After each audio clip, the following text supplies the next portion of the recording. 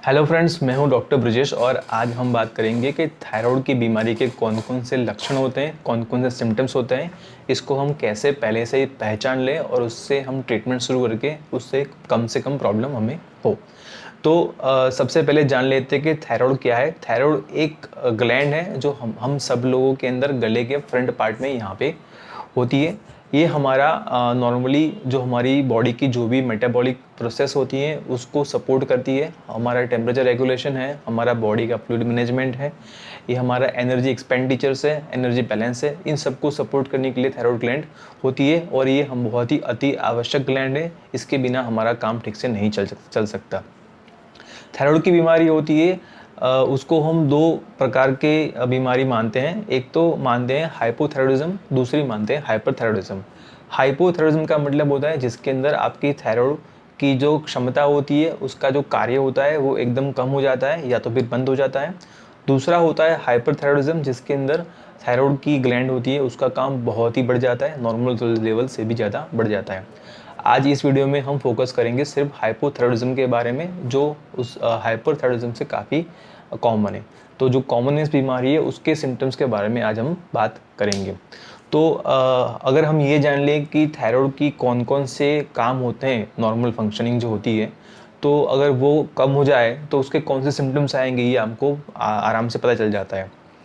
तो थायराइड की बीमारी मतलब कि हाइपोथायराइडिज्म होने से हमारी स्किन में प्रॉब्लम होती है, हमारे हेयर में प्रॉब्लम होती है, हमारे ब्रेन में, मगज में, हार्ट में, हमारी आंतों के अंदर और हमारे वाटर बैलेंस और जो एनर्जी बैलेंस होता है उसके अंदर इफेक्ट होती है। तो हम हर चीज़ को एक एक करके आपको बताते हैं। सबसे पहले हम बात करते हैं स्किन के बारे में। हाइपोथायराइडिज्म के अंदर जो हमारी जो स्किन होती है वो एकदम सूखी हो जाती है, एकदम ड्राई हो जाती है, स्किन एकदम पतली हो जाती है और उसके अंदर स्क्रैचेस बहुत जल्दी ही पड़ जाते हैं और उसके अंदर पसीना बहुत ही कम हो जाता है। तो ये होता है आपके हाइपोथायराइडिज्म के अंदर। हमारे जो बाल होते हैं, बालों के अंदर भी जैसे बाल बहुत झड़ जाते हैं, कई किस्सों में वहाँ पे हम बाल्डनेस भी देखते हैं, मतलब गंजापन शुरू हो जाता है। बाल दो मुँहे हो जाना, बाल का जो लस्टर है वो कम हो जाना, बालों की जो शाइन है वो कम हो जाना और जल्दी गिर जाना, ये भी हाइपोथायराइडिज्म के लक्षण हो सकते हैं। कई बार ऐसा देखा गया है कि हमारी जो आईब्रोज़ होती हैं वो भी, आईब्रोज़ के अंदर के जो बाल होते हैं वो भी गिर जाते हैं। इससे आपकी आईब्रोज़ की जो थिकनेस होती है वो भी कम हो जाती है।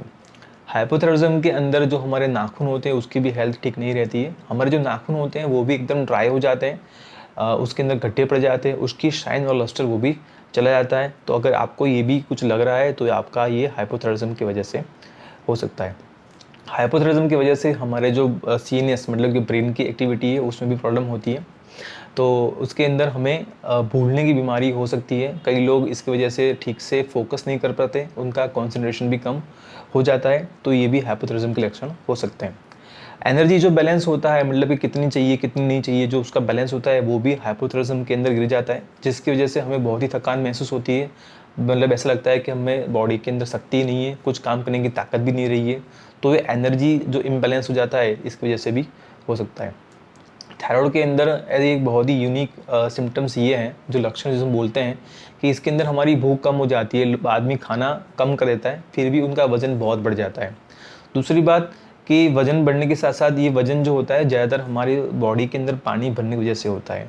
अब हाइपोथायराइडिज्म के अंदर जो हमारा फ्लूइड का बैलेंस है वो बिगड़ जाता है, जिसकी वजह से फ्लूइड की ट्रैपिंग शुरू हो जाती है, मतलब कि फ्लूइड मतलब पानी शरीर के अंदर भरना शुरू हो जाता है। तो ऐसी कई जगह है जहाँ पे हमारा पानी भर जाता है, जैसे कि अगर हमारी मिडल ईयर कैविटी मतलब कि कान के अंदर जो अंदर की कैविटी होती है उसके अंदर पानी भर जाता है, तो वहाँ पे हमें उसकी वजह से हमारे सुनने की शक्ति कम हो सकती है। तो ये बहुत ही अविश्वसनीय है, लेकिन कई किस्सों में ऐसा देखा गया है कि थायराइड की वजह से उनका सुनने की शक्ति कम हो जाती है। दूसरी बात, जो हमारी जो आवाज़ होती है, तो जो हमारे वोकल कॉर्ड्स होते हैं, वोकल कॉर्ड्स के अंदर भी पानी का ट्रैपिंग होता है, वहाँ भी पानी जमा होता है, जिसकी वजह से हमारी आवाज़ बैठ जाती है, हमारी आवाज़ दब जाती है, जिसे हम बोलते हैं हॉर्सनेस ऑफ द वॉइस। तो ये भी आपके हाइपोथायराइडिज्म की वजह से हो सकता है। चेहरा आपका सूज जाता है साथ साथ में, और पानी अगर आपके चेस्ट में अगर भर जाता है, जिसको हम बोलते हैं प्लूरल इफ्यूजन, तो उसकी वजह से भी आपको सांस लेने में तकलीफ हो सकती है। पानी बहुत ज़्यादा भरता नहीं है, लेकिन माइल्ड कैविटीज़ के अंदर भी अगर थोड़ा सा भी पानी भर जाता है तो उसकी वजह से बूढ़े लोगों को तो श्योरली उनको सांस लेने में तकलीफ होती है। ये पानी आपके पेट की कैविटीज़ के अंदर भी भर सकता है। ये पानी आपके पैरों में ज़्यादा बहुत भरता है, जिसकी वजह से पैरों के अंदर सूजन हो जाती है। सूजन सबसे पहले हमको एंकल में दिखती है, क्योंकि वहाँ पे सॉफ्ट टिश्यूज़ पार्ट बहुत ही ज़्यादा होते हैं। अगर लंबे टाइम से अगर आपका पानी भरता रहेगा तो वो पानी ऊपर आके आपके पैरों के अंदर भर जाता है और हड्डी के ऊपर भी आपको दिखता है। तो शरीर फूल जाता है, पानी भर जाता है और आपका वज़न बढ़ जाता है। ये एक बहुत ही यूनिक सिम्टम्स हाइपोथायरॉयडिज्म का है।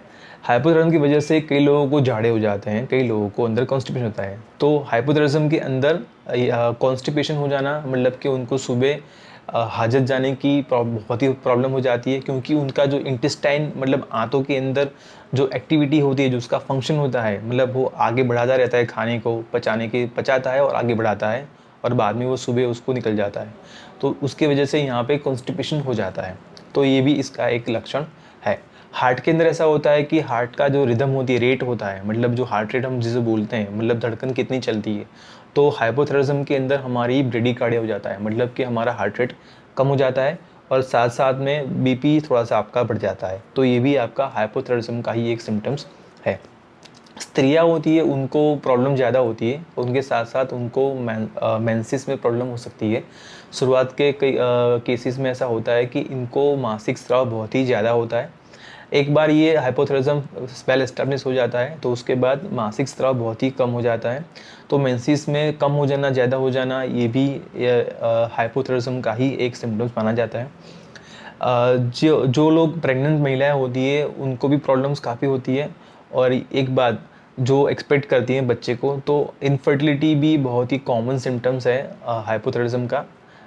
जिनको बच्चा नहीं होता है, जब वो लोग गायनेकोलॉजिस्ट के पास या तो आईवीएफ स्पेशलिस्ट के पास जाते हैं तो वो रूटीनली थायराइड हार्मोन्स का लेवल चेक करते हैं, क्योंकि हाइपोथायरॉयडिज्म की वजह से उनकी फर्टिलिटी भी उनकी कम हो जाती है। तो ये सारे सिम्टम्स हैं जो बताते हैं कि हमें थायराइड का टेस्ट कर लेना चाहिए, क्योंकि थायराइड के टेस्ट किए बिना हमें पता नहीं चल सकता कि हमें जो लक्षण है ये इसके है कि नहीं है। तो टेस्ट एक कन्फर्मेटरी टूल है जिससे हमें पता चल जाता है। तो जानते हैं कि ये टेस्ट कैसे होता है और ये टेस्ट क्या होता है। ये टेस्ट आपको कराना है, आपको भूखे पेट आपको सुबह चाय या नाश्ते के बिना ही आपको एक ब्लड सैंपल देना होता है लेबोरेटरी के अंदर। और उसके अंदर हम 3 प्रकार के टेस्ट होते हैं एक टेस्ट के अंदर, जिसको हम बोलते हैं थायराइड फंक्शन टेस्ट, जिसके अंदर होता है T3 लेवल, T4 लेवल और TSH लेवल। T3 और T4 है वो हमारा नेचुरल हार्मोन्स है। अगर इसकी एक्टिविटी कम होती है और साथ में TSH मतलब कि थायराइड स्टिमुलेटिंग हार्मोन होता है, इसकी एक्टिविटी अगर ज़्यादा होती है, तो अगर ये पाया जाता है टेस्ट के अंदर, तो इसका मतलब है कि आपको हाइपोथायरॉयडिज्म है। तो एक बार आपका हाइपोथायरॉयडिज्म है ये पक्का हो जाता है तो आपको आपके डॉक्टर से मिलना है। उस टेस्ट के बेस पर आपको वो गोली लिख के देंगे और आप ट्रीटमेंट शुरू करवा देंगे। ट्रीटमेंट बहुत ही ईजी होती है, आपको सिर्फ एक गोली ब्रेकफास्ट के पहले आपको लेनी है। उससे आपका थायराइड के सारे सिम्टम्स रिवर्स हो जाते हैं। बस ध्यान इतना रखना है कि ये जो गोली होती है इसका इफेक्ट तुरंत नहीं आता है, 2-3 महीने, कम से कम 2-3 महीने के बाद ही इसकी इफेक्ट शुरू होती है। तो तब तक आपको थोड़ी धीरज रखनी पड़ेगी। एक बार गोली आपकी शुरू हो जाएगी, आपका प्रॉब्लम सॉल्व हो जाएगा, तो आप एकदम अच्छे हो जाएंगे। Thank you.